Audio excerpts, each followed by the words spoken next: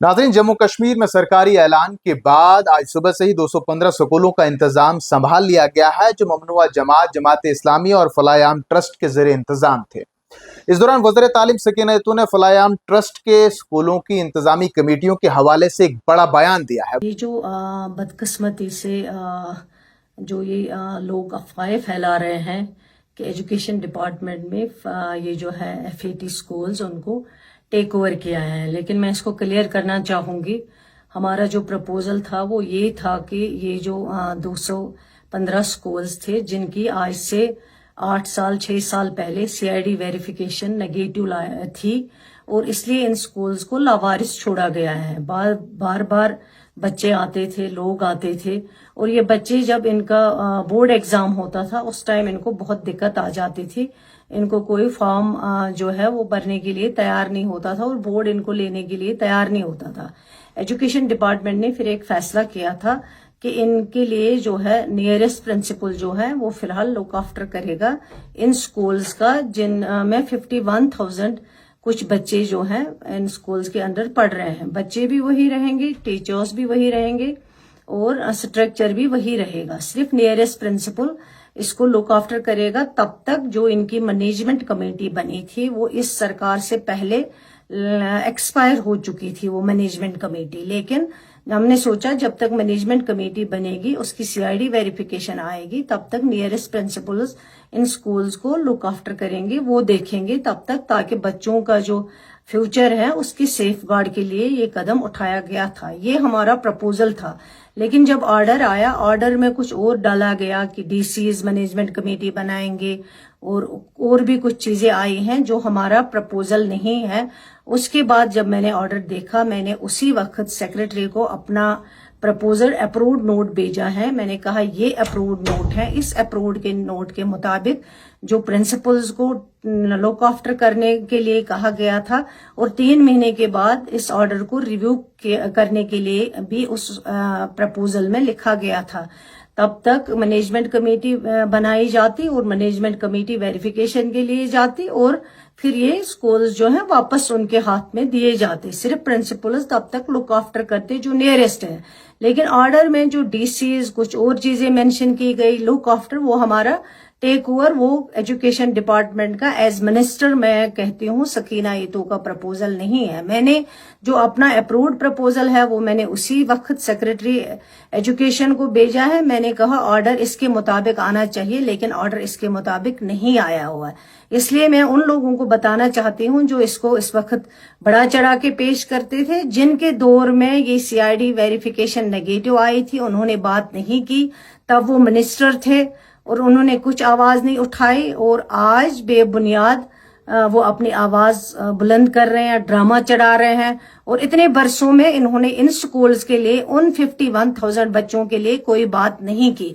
मैं उनको शेम कहना चाहती हूँ जिन्होंने कहा है कि सरकार के लिए शेम है, ये उनके लिए शेम है जिनकी वजह से आज ये हालात हमें देखने पड़ रहे हैं। इन स्कूलों में बात की जाए तो जनूबी कश्मीर के अनंतनाग से 37, बारामूला से 53, बडगाम से 20, बांडीपुरा के 6, गांदरबल के 6, कुलगाम के 16, कुपवाड़ा के 36, पुलवामा के 22, शोपियन के 15 और श्रीनगर के स्कूल भी शामिल हैं। ये बयान जब मंजर आम पर आया तो नाजरीन, जम्मू कश्मीर में जमात इस्लामी और फलायाम ट्रस्ट के ज़ेर इंतजाम चलने वाले 215 स्कूलों को हुकूमत के कंट्रोल में लेने के फैसले ने वादे की सियासत में एक नई बहस छेड़ दी है। इस पर लगातार अब सियासी जमातों की जानिब से बयान दिए जा रहे हैं। इस इक़दाम का मकसद बज़ाहिर हजारों तलबा को अलहदगी की पसंद असरात से महफूज रखना बताया जा रहा है, लेकिन सियासी जमातों ने इस पर मुख्तलिफ जावियों से रद्द अमल जाहिर किया है। हुकूमत के मौक़िफ़ की बात की जाए तो सरकारी हुक्मनामे के मुताबिक ये फैसला तलबा के मुस्तकबिल को महफूज बनाने और तालीमी इदारों में शफाफियत लाने के लिए किया गया है। जुम्मे को जारी हिदायतनामे में कहा गया है कि ये स्कूल मुतल्लिका डिप्टी कमिश्नर्स की तहवील में दिए जाएंगे, जबकि करीबी हायर सेकेंडरी स्कूल्स के प्रिंसिपल्स को इनका इंचार्ज बनाया जाएगा ताकि तकरीबन 51,000 तलबा की तालीम मुतासिर ना हो। जो फलायाम ट्रस्ट से वाबस्ता जो स्कूल चल रहे थे पूरे जम्मू कश्मीर में, उसके हवाले से मेरी गुजारिश है सरकार से कि उन स्कूलों में ज़ैर तालीम जितने भी बच्चे हैं 50,000 से करीब ان کا تعلیمی سال ضائع نہ ہونا چاہیے. دوسرا ہے کہ اس میں جو جتنے بھی بچے نوکری کر رہے تھے, چاہے وہ اساتذہ کرام تھے یا دیگر سٹاف تھا, ان کے روزگار پر کوئی اثر نہ پڑنا چاہیے. ساتھ میں سب سے اہم بات یہ ہے کہ یہ سکول سرکار نے لے لیے, مگر ان کو یہ وہی سرکار جو ہمارے سرکاری سکول ہیں ان کا حال ایسا نہیں ہونا چاہیے. جو آپ کو معلوم ہے کہ ان کا اپنا اسٹینڈرڈ ہے, پرائیویٹ سکولوں کا اپنا اسٹینڈرڈ ہے, وہی اسٹینڈرڈ رہنا چاہیے تاکہ زیادہ سے زیادہ بچے اس میں داخل ہو جائے. اور سرکار بھی لازمی بنتا ہے کہ ان میں ایک تو بچے اور دوسرے اس میں جو کام کر رہے ہیں ان کو تحفظ ملنا چاہیے. سب سے پہلے بی جے پی کا جو رد عمل آیا ہے وہ آپ تک پہنچائیں گے. بھارتیہ جنتا پارٹی کے ترجمان الطاف ٹھاکر نے اس فیصلے کا خیر مقدم کرتے ہوئے اسے وقت کی ضرورت قرار دیا ہے.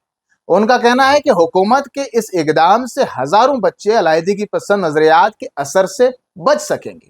تاہم انہوں نے وزیر تعلیم سکینہ ایتو کی مبینہ ہچکچاہٹ پر بھی سوال اٹھایا اور کہا کہ وزیر تعلیم سکینہ ایتو ان سکولوں کو مکمل طور پر اپنے کنٹرول میں لینے میں کیوں تاخیر کر رہی ہیں.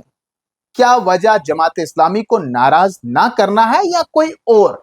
الطاف ٹھاکر نے زور دیا کہ تعلیم کو سیاسی و نظریاتی اثرات سے آزاد رکھنا ناگزیر ہے اور حکومت کو اس فیصلے پر فوراً عمل درآمد کرنا چاہیے. پیپلز کانفرنس کے سربراہ سجاد غنی لون نے بھی اس پر اپنا رد عمل ظاہر کیا. اس فیصلے کو حکومت کا جبرن اقدام قرار دیتے ہوئے کہا کہ شرم اور بے شرمی کی نئی تعریفیں اس حکومت میں متعارف ہو گئی ہیں. منتخب حکومت ہی ان اقدامات کی ذمہ دار ہے, چاہے ملازمین کی برخاستگی ہو یا سکولوں کا take over. P D P بھی پیچھے نہیں رہی. پی ڈی پی کی رہنما التجا مفتی نے بھی سخت رد عمل ظاہر کرتے ہوئے کہا کہ جماعت اسلامی ہمیشہ نیشنل کانفرنس کا پہلا ہدف رہی ہے اور یہ فیصلہ ہزاروں طلباء کے مستقبل کو داؤ پر لگانے کے مترادف ہے. وہیں پی ڈی پی کے ایک اور رہنما اور رکن اسمبلی وحید الرحمن پرے نے بھی کہا کہ یہ اقدامات جلد بازی میں کیے گئے ہیں جن کے نتائج طلباء پر براہ راست پڑیں گے. دوسری طرف سے جموں کشمیر اپنی پارٹی کے صدر الطاف بخاری نے اس فیصلے کو غیر جواز اور غیر ضروری قرار دیا. ان کا کہنا تھا کہ حکومت کو زبردستی ٹیک اوور کرنے کے بجائے ایک ریگولیٹری میکنزم بنانا چاہیے تھا تاکہ سکول قانون کے مطابق چل سکے اور طلباء کا مستقبل بھی محفوظ رہے. اپنی پارٹی کے سربراہ الطاف بخاری نے الزام لگایا کہ اس فیصلے سے والدین اور اساتذہ میں غیر یقینی اور بے چینی کی کیفیت پیدا ہوئی ہے. ناظرین، ایک طرف حکومت اسے قومی مفاد میں اہم قدم قرار دے رہی ہے تو دوسری جانب جموں کشمیر کی سیاسی جماعتیں اور رہنما اس فیصلے کو طلباء کے مستقبل سے کھیلنے کے مترادف قرار دے رہے ہیں.